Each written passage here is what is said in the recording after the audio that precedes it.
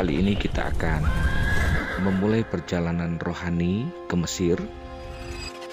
Biasanya rombongan dari Indonesia akan memulai perjalanan Holy Land dengan pertama-tama akan pergi ke Mesir. Mesir adalah bagian yang juga penting di dalam Alkitab, karena ada beberapa tokoh di dalam Alkitab pernah berada di Mesir. Sebutlah yang pertama adalah Abraham, dan ada beberapa tokoh yang lain, Yakub, kemudian Yusuf, bahkan keluarganya juga tinggal di Mesir. Kemudian kita ingat Nabi Elia pernah ketika melarikan diri setelah melakukan peperangan rohani, dia diancam oleh Isabel, lalu dia lari, kemudian dia berdoa di Gunung Horeb atau nama lain dari Gunung Sinai 40 hari lamanya.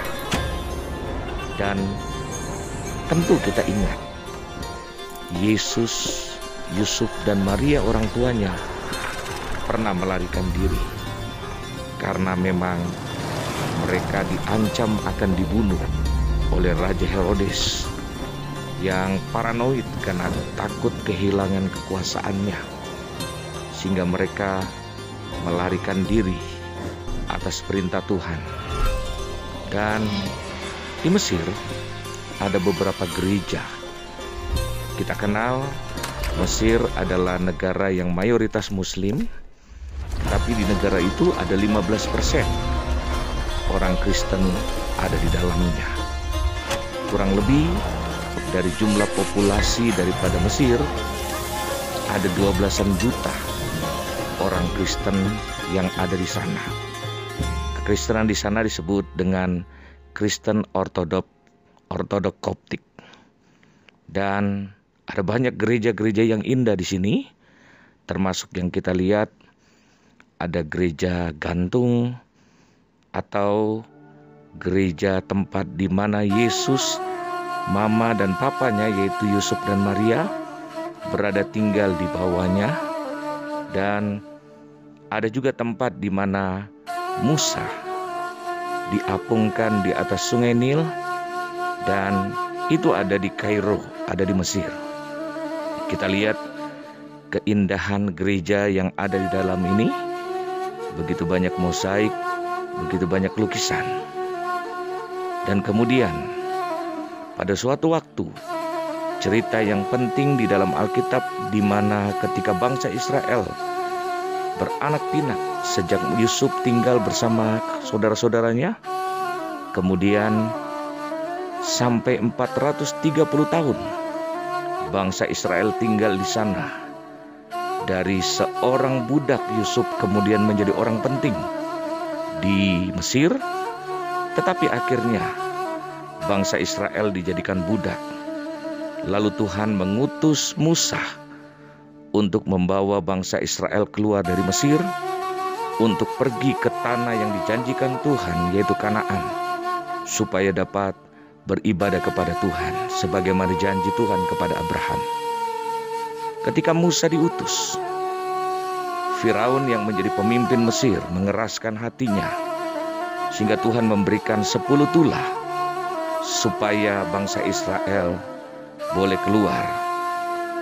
Tulah yang pertama yang Tuhan berikan kepada bangsa Israel adalah air di sungai Nil berubah menjadi darah.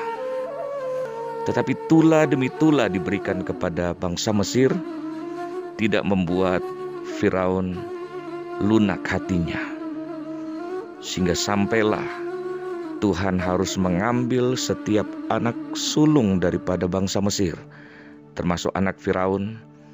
Baru dia akhirnya menyerahkan bangsa Israel kembali. Setelah melewati padang gurun, lembah, gunung, perbukitan, dan melewati laut Teberau, tibalah bangsa Israel ke Marah dan Elim, tempat di mana bangsa Israel yang dikenal sebagai Tegar Tengkuk Mereka bersungut-sungut walaupun sudah melihat pemeliharaan Tuhan.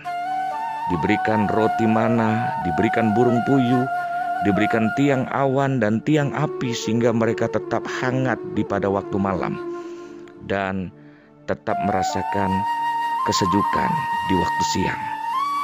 Tetapi mereka bersungut-sungut.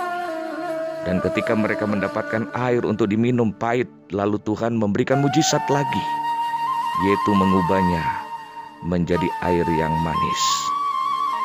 Itu ada dalam Keluaran 15 ayat yang ke-22 sampai yang ke-27. Perjalanan rohani bangsa Israel itu gambaran tentang kita. Karena dalam perjalanan hidup kita sudah diberikan jaminan ditebus oleh Yesus dan diberikan kepastian, yaitu sorga yang kekal. Tetapi kita harus hidup dunia untuk menjadi berkat. Ada tantangan, ada tekanan, ada persoalan. Tetapi janji Tuhan yang akan membawa bangsa Israel sampai ke negeri yang Dia janjikan, itu juga yang Tuhan berikan kepada kita.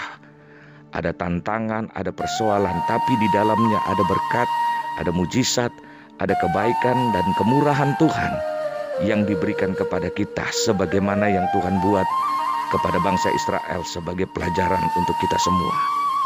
Karena itu, di akhir daripada video ini, sempat rombongan yang saya pimpin melakukan ibadah untuk mengingat jangan sampai dalam kehidupan kita ada kepahitan-kepahitan. Dengan melihat karya dan kasih Tuhan, biarlah segala kepahitan kita buang, diubahkan oleh Tuhan menjadi hal-hal yang manis. Kiranya semua yang ditayangkan bisa menjadi berkat. Tuhan Yesus memberkati.